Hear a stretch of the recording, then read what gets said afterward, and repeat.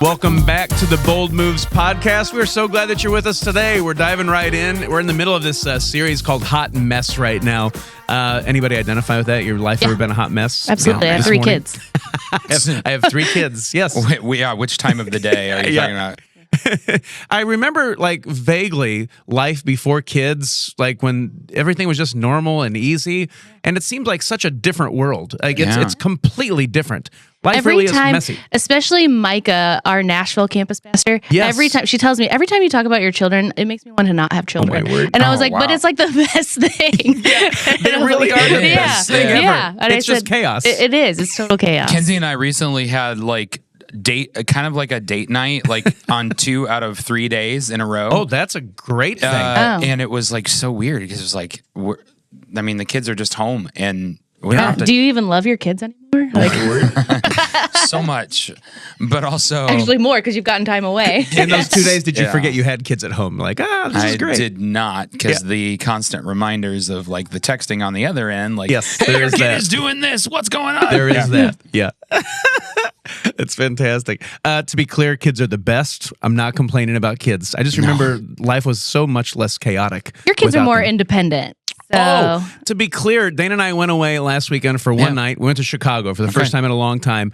It was the first time we left the boys at home by themselves. Carter's able to drive. They're completely self-sustaining. I think Dana's parents took them out to dinner just because they wanted to spend time with them. What did they eat? Yeah, they went out to Hacienda and had a great time. That's awesome. But it was totally low maintenance. Like, we literally called them at like 10 o'clock at night saying, hey, don't forget to close the garage door. Have a great night. And they're up till like 3 in the playing Fortnite anyway, so who cares? Yeah. They're good. So, hot mess. Let's talk about this. Sometimes in life, we can feel overwhelmed, and a lot of times it comes from dreading what God has planned for us, because we fight that, right?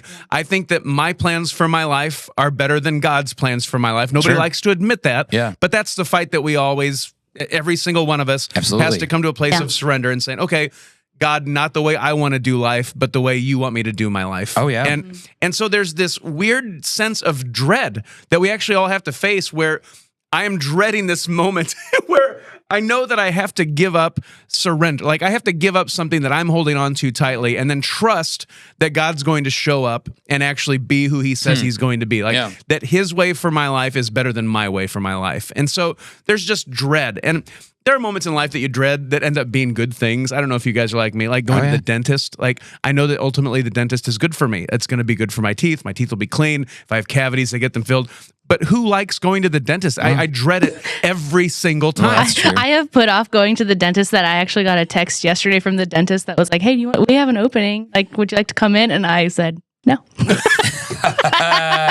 That's so funny. That happens to me every time. Like, if I'm scheduled for a cleaning or something, and then I have to cancel it, I'm just like, I'm not rescheduling. That is awesome. I think we all do that. How did the dentists stay in business? We're all avoiding them like the plague. Have you seen what they charge? That's how they stay in business. Okay, true story. Let's have some fun with this. True story. We had just been married, moved down to Clearwater, Florida, had no money, like zero money. Yeah. I went to the dentist to get my teeth cleaned. It's like, how much is it to get a teeth cleaned? $140, whatever it was. So I go in, I walk in, and they said, hey, you're a first-time client. To get your teeth cleaned, we have to do an X-ray of your teeth. Of course. And so they're walking me back to this room with the big X-ray machine that I sit down in. They're taking a big X-ray of my face, and I'm saying, "Wait a second, I'm just here to get my teeth cleaned." I'm having this conversation as they're sitting me down in the X-ray machine, and I said, "Listen to me." I stopped them. I said, "Listen to me. I'm only here to get my teeth cleaned. I don't want an X-ray." Well, you have to have an X-ray.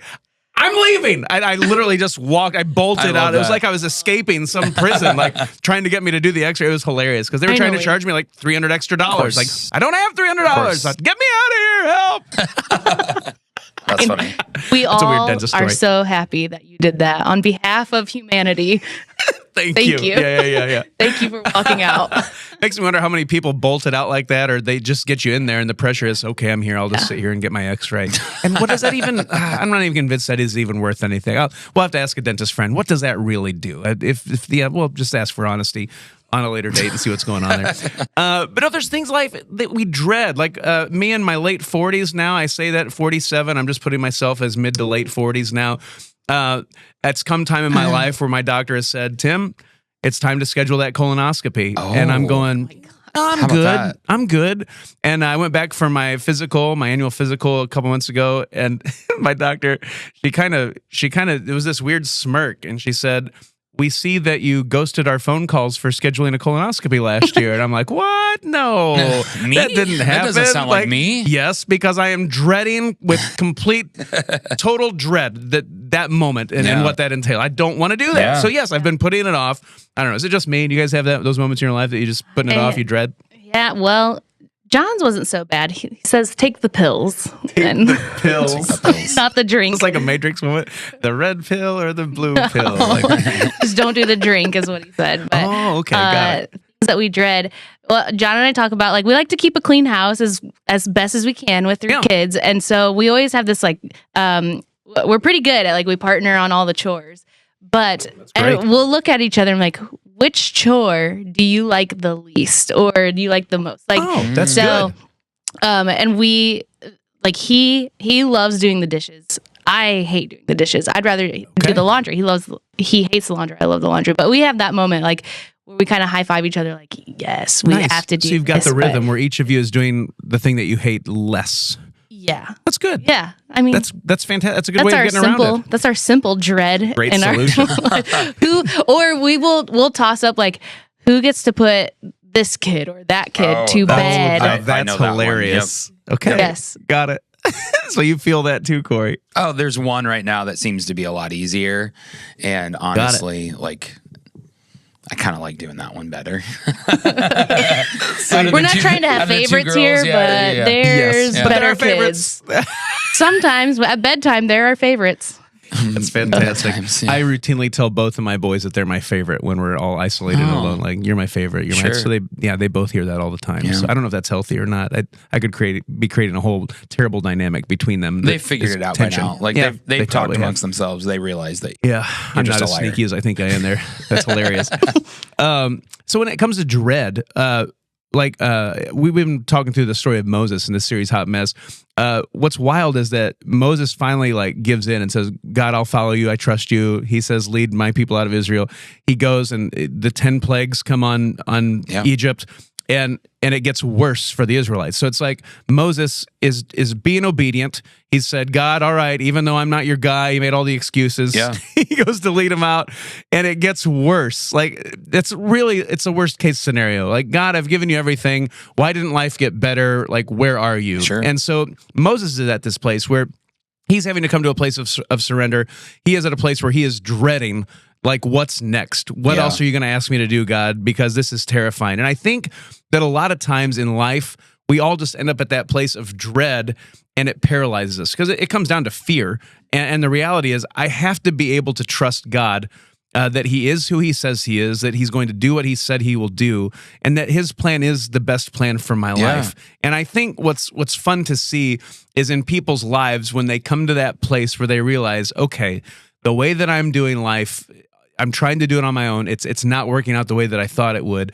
When they're able to finally get to that place where the fallout of living life on their own terms has finally exceeded what they're willing to deal with in life. Right. And they get to that place where they're saying, "All right, I'm ready to follow. I'm ready to go through that dreaded moment of giving surrender to God and letting him show up and see if he is who he says he is." Well, because it's a lot easier to just do the thing that you know. Yes. A lot of times, right? So like, I think about my own story, and I was, without going into too many details, like, I'm the oldest of 3 kids, but I was the last in my family to get baptized.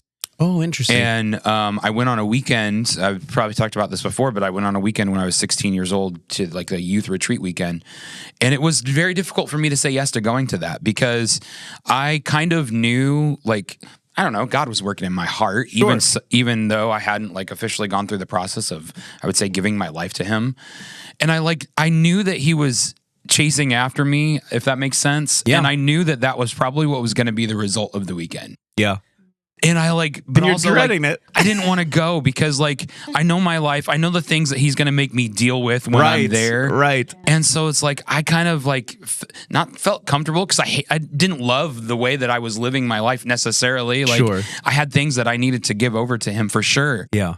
But it's like, I understand and can sympathize with people who are like, it's just difficult to get them across the line. Yes. And the reason for that just has to do with it's easy to do what you know. Yes. Honestly. Yeah. So when we encounter people who have gone through radical change in their lives because they went through that moment, Yeah. like they fought it, they tried to do life on their own terms, but then finally they said enough is enough. Yeah. I've been putting this off as long as I can. It's time to say yes to Jesus, and Jesus comes in and changes everything. Yeah. Those stories are worth hearing, and we've got a dear friend of Crossroads, a dear friend of mine, who's willing to share his story today. That's Ryan Friedauer, and so I'd love to welcome Ryan and give him 5 good minutes as he shares his story with us today on the podcast.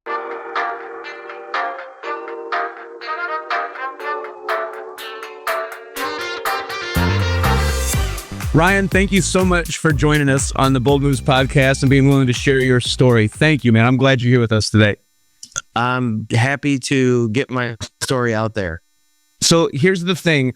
We're in this series, Hot Mess, and we're realizing that God redeems the hot mess. And like, unfortunately, a lot of us have to go through the hot mess to get to that place where we realize, I can't do this on my own. I need Jesus. And Ryan, to be clear, your story has inspired me because I see the transformation that God has made in your life.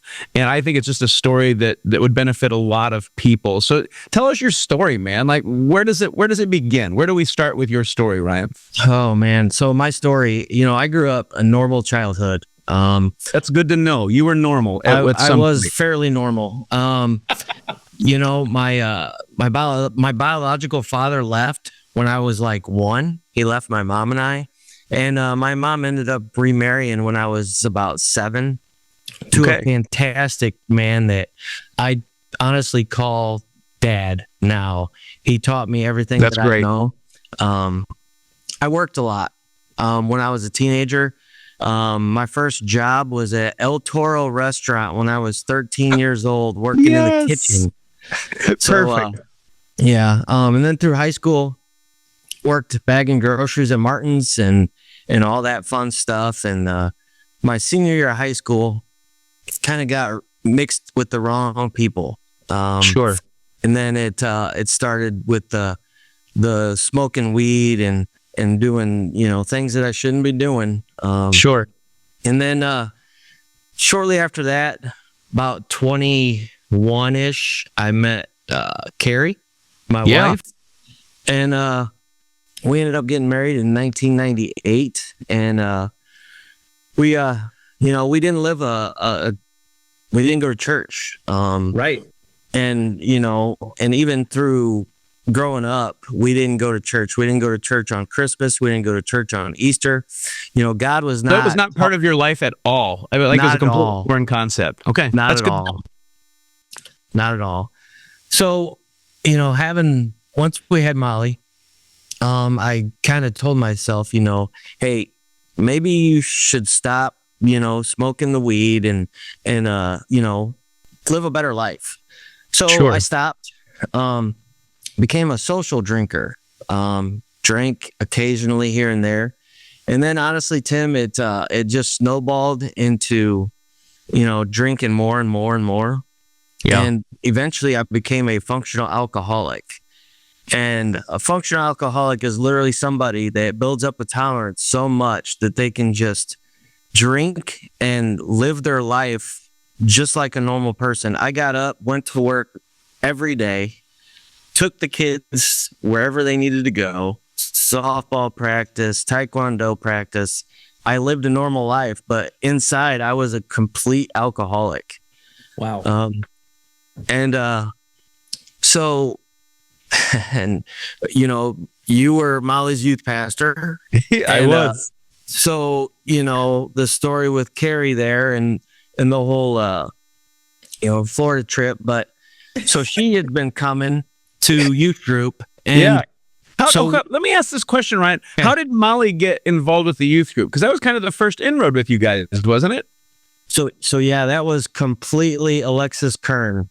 Wow. So she invited Molly. Molly starts coming to the youth group, and then this unfolds. Okay, keep talking. That's a great backstory. Okay. Yeah. So, Molly was going on Wednesdays and, coming to the youth group. And, as a parents, we saw the change in her, and we were like, maybe we should give this a try. We started coming to church. Yeah, we started coming to church maybe once, twice a month, and that conviction, it just built up, and then one day, how church staffers are. Once they see people, consistently coming, that's when the reach out comes to, hey, you mind helping out? Yeah. And so Ashley asked me one day if I wanted to build a bonfire for the small kids outside on the church property so they could roast s'mores and all that stuff. And of course I'm like, I can build a fire.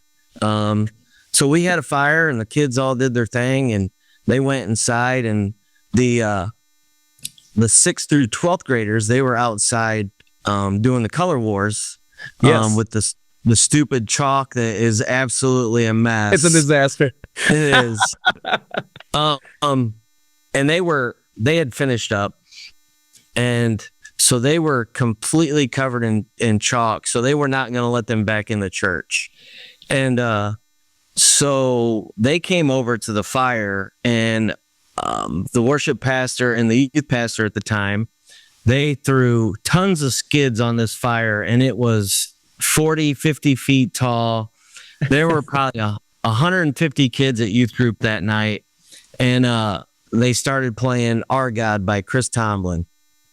And that was the moment that the Holy Spirit revealed to me, this is where you need to be. This is what you need to be doing. This is how your life needs to be. How about that?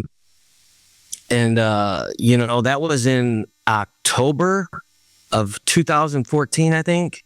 Okay. And in November of 2014, Carrie and I were baptized together. That's amazing. I remember that. Those are powerful moments. Ryan, I love that God uses those small steps along the way. Like going back to the Florida trip that you referenced, Carrie was just basically concerned about Molly's safety. Like she's like, if she's going to Florida with you guys, I'm going as a chaperone. And that was the trip where Carrie basically said yes to Jesus. That trip for the teenagers changed her life. Absolutely. 100%. It was amazing. Yeah. It was amazing. And then God's working on you over the next couple years beyond that. And it brings you all as a family to this point where you connect with Jesus and he changes everything. So talk me through that, because now, let's fast forward to today. Ryan, you've been a church board member, for the last couple of years at Crossroads. You're a huge leader at our Crossroads Recovery Ministry. God is using you to speak life and to impact so many people. I mean, talk about that journey, because that's a journey that I think a lot of people look at you right now and go, well, I could never get to that point. And you're talking 10 years ago, you were just starting out, right? It's like, it's pretty amazing. Like, how do you get from that first step to getting to where you are now? Because God has transformed your life. Like, talk us through that last decade. How does that happen? What are the key moments? So, first of all, we have to surrender it. We have to understand that we cannot do this on our own. And being so involved with the church and surrounding myself with people, friends that only want the best for me and my family, and just living that life has just transformed our whole family. It really has. Yeah. I love that, because like you said, you grew up in a home that had no church. I mean, so your transformation has transformed the experience for Molly and Brennan as well. I mean, their church is part of their life. God is part of their lives. You've changed the whole trajectory for your family because of what God has done. And to be clear, Molly did start that. Let's just give Molly her props. Yeah, she did. But what an amazing transformation that is, Ryan. It's amazing. Yeah. Yeah. I want to say thank you for sharing your story, because there is power in our story. And I hope that it serves as an encouragement to people who feel like they are a hot mess right now. Like they don't know, which way is up. They don't know what the next step is. I think the word I hear from you is there is hope. And if it's just day by day, taking those steps, living that life of surrender, you can get from where you are to where God wants you to be. And it happens quicker than you think. Yeah. It's one day at a time.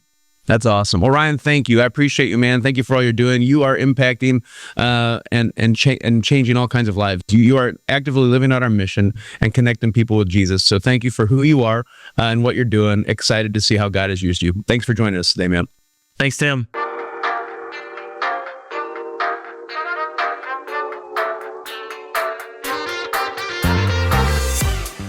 I am so thankful for Ryan and what God has done in his life. That is a powerful journey, and God has radically changed his life. It is night and day, and so I love to see what God does in people's lives. We're so grateful to have him, honestly, Yes. as part of Crossroads. Yeah. Big thanks to Ryan. Yeah. I will say there is something to be said about that fight, and we talked about this before we talked to Ryan. It's that idea that, man, you know that God is calling you to something deeper, but it's that dread. Like, can I really trust that God is going to be faithful in this moment? And what I love about the story of Moses, as we talk through this idea of the hot mess, is that when Moses is probably most afraid, he's wondering if God is really going to show up.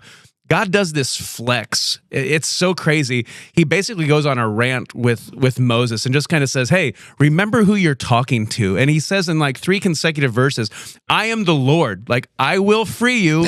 I am the Lord. You are mine. Yeah. I am the Lord. You can trust my promise. It's like, whoa, okay, I got you. I believe.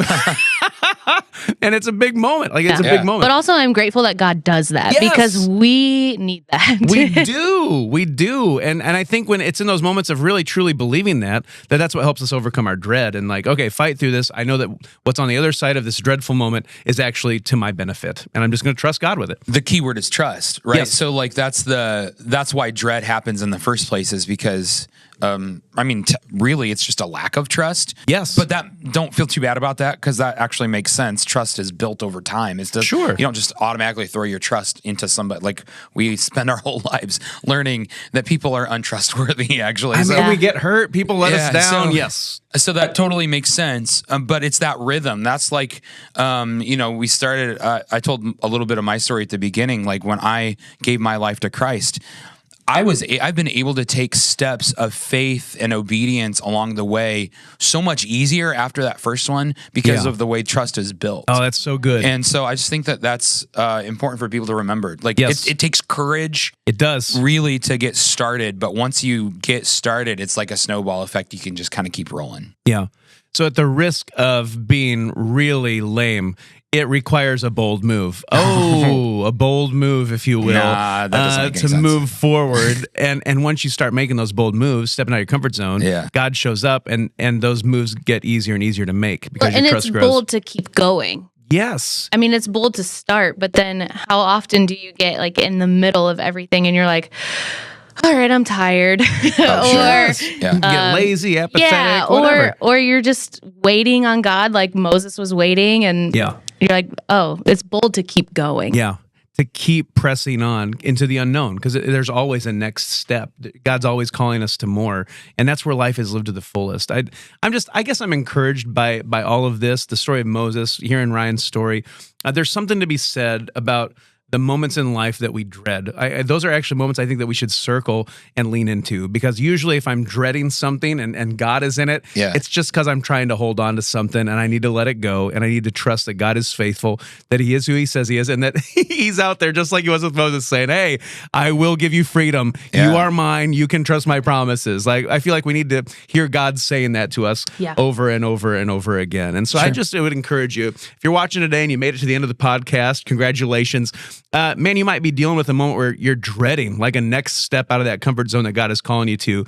I would encourage you to lean into it. Trust God's promises for your life, and trust that what he has planned for you on the other side of that is for your benefit. It's like trusting the doctor with the colonoscopy, that is going to be for my benefit. Just do it. Trusting the dentist that I need that x-ray. Maybe a little less. Maybe like better. That. Maybe not. Yeah. Okay, so it's better than those things. Okay. I would agree. You can trust God more than you can trust your dentist. You can trust God more than you can trust a colonoscopy. I think that's fair. And that doesn't speak to how untrustworthy the dentist is. No, honestly. it's just God is God. It is. Yeah. I love that. I have no idea how we devolved Where into We this. need to stop talking about the medical industry and just get this podcast done. You're right. That was too much. I don't know how we got there. I'm so sorry. Bottom line, we need to get out of this place where we're dealing with dread. Take that step out of your comfort zone, make the bold move, and trust that God is on the other side of that and that He has the best in mind for you. That's the bold move we can make. Thanks for joining. We'll see you next time.